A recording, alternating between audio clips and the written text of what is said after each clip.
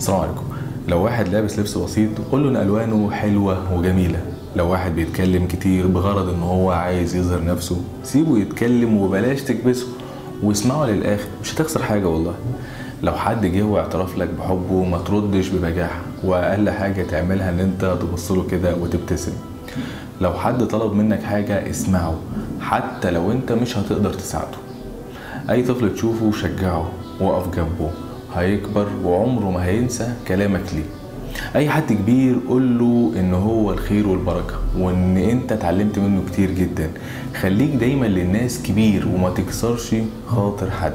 فدايما بنقول ان جبر الخواطر من اعظم العبادات اللي انت ممكن تقوم بيها في الدنيا وتحس بمتعتها وانت عايش، وربنا يجازيك عليها في الاخرة. ومن افضل المشاهد اللي شفتها الاسبوع ده في جبر الخواطر كانت مشهد الفنان القدير سيد رجب بطل مسلسل ابو العروسه، اللي عمل مشهد جميل جدا وراح حضر فرح العروسه والدها متوفي بناء على دعوتها هي واصحابها ليه.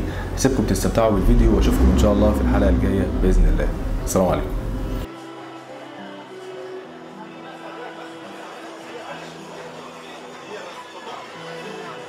Hemen